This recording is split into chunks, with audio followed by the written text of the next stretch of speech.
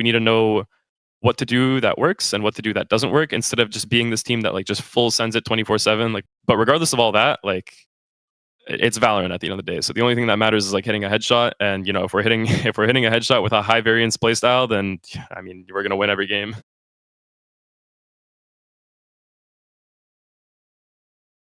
Hey guys, this is Pedro back with another interview, this time covering VCT Americas Stage 1 2025 for Week 4. My guest at this time, well, you already know him, eeiu of 100T's, this time coming off of their victory over 2-game esports, thus continuing their march in said regular season. So eeiu, thank you so much for the opportunity. I remember the previous conversation that we had in this season was following that match against Sentinels. You know, tough way to go down on that result, but since then, it's kind of like you guys have been following the script from last year. You know, winning time and time again up until this point. So, what's going through your mind now? How are you feeling?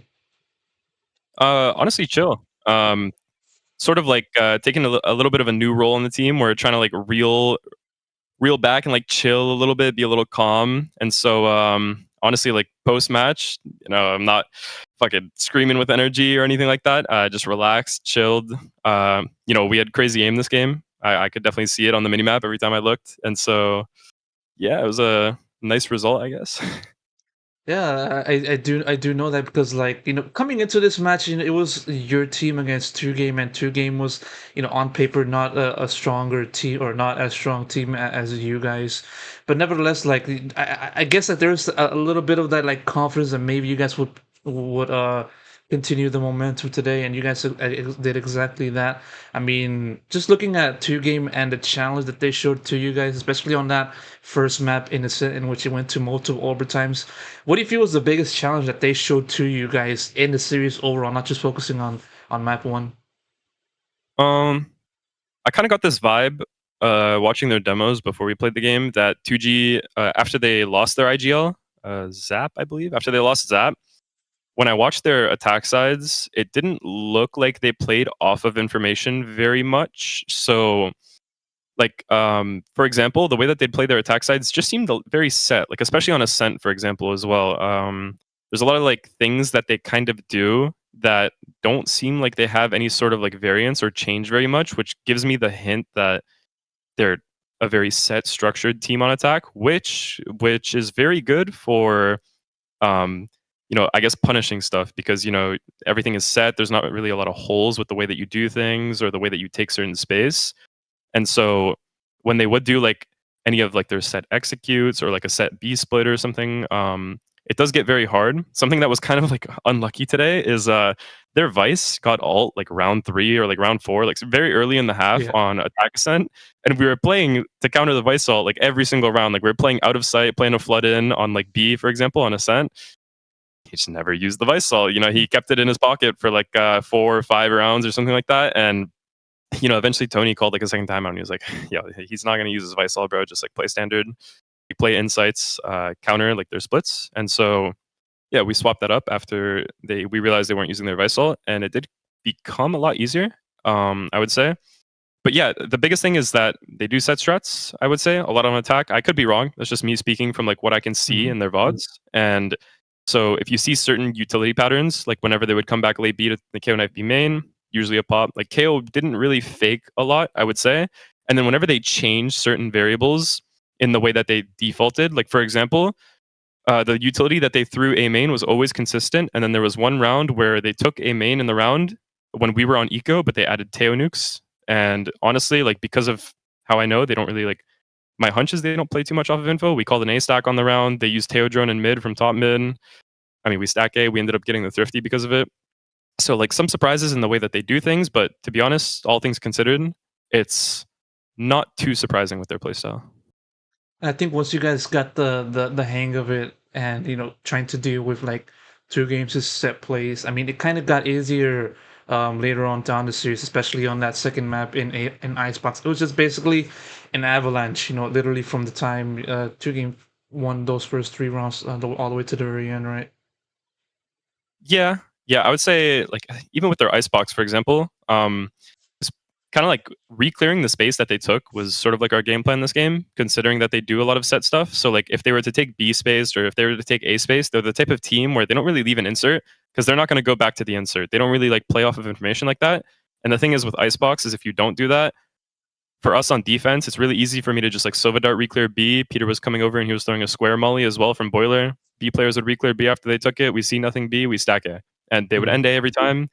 Or if they took A space, me droning on like a 5-10 second timing is pretty good against a team like this, considering they don't really like to, go back to inserts and stuff like that. So like if I drone, I see like their bomb carrier, for example, like that, or like an initiator, we kind of get the hunch, they're staying A and they're probably going to execute A. And it did follow through like the majority of the half. The thing is though, their execution is very good.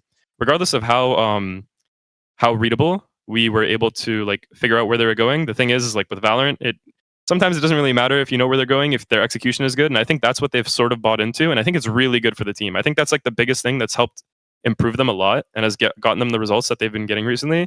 Their execution is like they're trying to get it as close to flawless as they can, and genuinely, I think if they keep on working on execution and that type of stuff, it will take them far. Like there's honestly even a chance like they could make the international land and stuff like that. That's how important, in my opinion, execution is in Valorant. Mhm. No, definitely a lot of nuance into how you view two games approach into this series, and also like their approach to playing this game throughout the season. And like I kind of want to pivot over to a different topic. Now going back into Ascent, we saw a little bit of a return to the 100 Thieves comp from like 2024, but only a two slight additions into it with Cryo on the Yoru and Asuna on the Tejo. Why what made the change in that, in light of like the prevalence of these two agents in this current meta onto that map? I think if you look at like defense side, for example, of like what the KO was really good at doing, the Yoru can sort of do a similar task in terms of rotating the bomb sites and being able to support flash for your teammates. But on top of that, Matt's a really good Yoru op. And especially when you have a passive opper like Cryo, Yoru is a really good agent for somebody who doesn't really like to get spotted on aggro lines because he can pretty much be anywhere. And even if you do spot him in that location, he could be passive opping the line at the other bomb site pretty much instantly. So Yoru for Matt is like a fantastic agent on Ascent, I think, for us. And the Teo, honestly, like I think P can honestly play every single agent in the game. And Teo is one of the most broken agents in the game. So having Mhm. double drone helps us a lot with like finding what we're doing or finding out if they have an op or whatnot. And yeah, I mean, running like a KO, for example, instead of the Teo didn't make too much sense for us, considering like Matt is sort of filling the shoes of what the role is of the KO. So the comp just sort of made a lot of sense to us. Losing the jet to like kind of gap close sort of gets fixed when you can do heavy executes with like Teo utility and stuff like that. You can kind of make Mhm. cubbies for the Yoru to TP into. We're going into like a Vice meta and stuff like that. So the Yoru clone's really good for like the Vice wall at B main. You saw me and Matt were doing a default towards the end of attack half where I would Sova Dart Giraffe, he would flash Giraffe, and then he'd send his Yoru clone out to break the Vice wall. I could try to shock the boat Molly and stuff like that. Definitely ended up helping us. So yeah, I just think it's because of how like the meta shifts have been working on Ascent recently. It Mhm. sort of makes more sense for us to run this comp than it makes sense to run the standard comp. It's a lot higher Uh, pressure. I want to pinpoint on Matt, aka Cryosos's performance in this stage one, because like goddamn, he's been. I mean, you say like he's been playing pretty well on the Yoru, but like looking over into his stats, he's mostly been playing Yoru only twice throughout his entire career, and this happened this stage, and it just speaks to like his individual brilliance. I mean, what the hell is Cryo even doing like that makes him stand out from not just like the team, because like it's kind of expected for him to do well, but like from the rest of the league so far in this season. Um, I mean, like his versatility, even for like Yoru, it just fits him. Like, it's not like he's there's like some Yoru players like Egster, if you go and you watch his streams and stuff like that, he's doing like things that are specific to Yoru, and you can tell that he has a lot of like reps because it's almost instinct for him for the way that he plays like his Yoru. For Matt, if you watch the way that he plays Yoru, it's sort of like he has a mix of what he's comfortable doing, like just his natural play style, like the thing that makes him fry as a player individually, and that is like accelerated when he's on Yoru, just because of how Yoru can help his positioning and the kit that Yoru has also. Like it genuinely fits Matt. I would say like more than Jet fits him, honestly. Maybe he doesn't realize it now, but like this meta is good for Matt. And I think like he's also frying right now individually. He's not really like missing a shot. Pretty much any Yeah, peak he wants to take, he'll like win out the fight. So I mean, yeah, combo that, get yeah. an insane player. Yeah, I was just going to say like if this kind of meta fits his play style, because like it's definitely the answer to that is yes, and he's definitely been playing so well so far. Hopefully that can continue. And I Yeah. remember going back into the previous conversation we had. I remember you sent a few words to the fans regarding what they can expect and how they can move forward from that loss to Sentinels. And obviously you guys have been fulfilling your end of the bargain, continuing the recovery from that initial results. As and also as I alluded to in the start of this video, it's kind of the same script as we've been seeing in this 100 Thieves trajectory between 2024 and 2025. Two-parter. One, are you guys really following the script? Is this kind of part of the script that you guys have been following this year? And also two, just the usual kind of what has been going right for this team since that Sentinels match. I think. Let me think. What were the? I can't even remember what the results were after our Sentinels match. What teams did we play? We played Sen. We played EG. What was the team we played before this 2G game? It is EG and Loud. EG and Loud. Yeah, so we played EG, Loud, 2G for our 3 wins. I think the EG game for us was sort of the realization initially that like, hey, we have a lot of variance with the way that we play right now.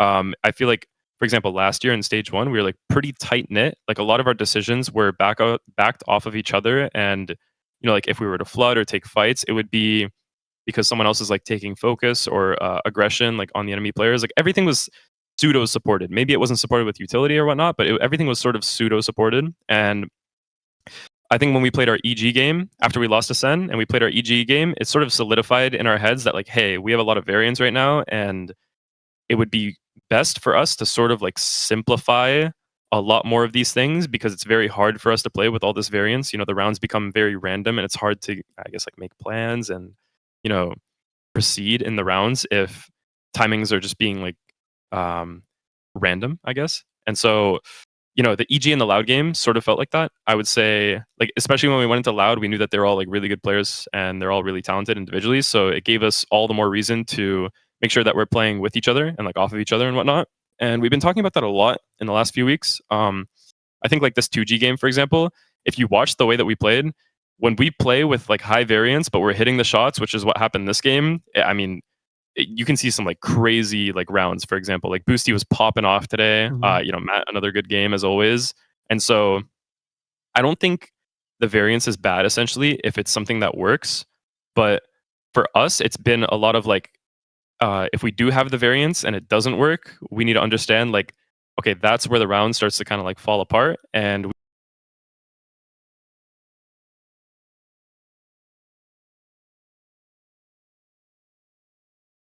we need to know what to do that works and what to do that doesn't work instead of just being this team that like just full sends it 24/7. Like we need to have more pauses and we can chill a little bit, like wait for our teammates and whatnot.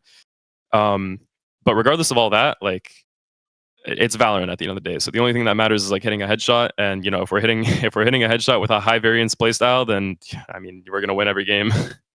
As Brent would say, if you get shot, you die. And so, you got to give you my thanks for the quick conversation. I'm getting those pings to wrap up, so I'm gonna have to do exactly that. So, thank you very much, and best of luck for the road ahead, man. All right, thank you, Pedro.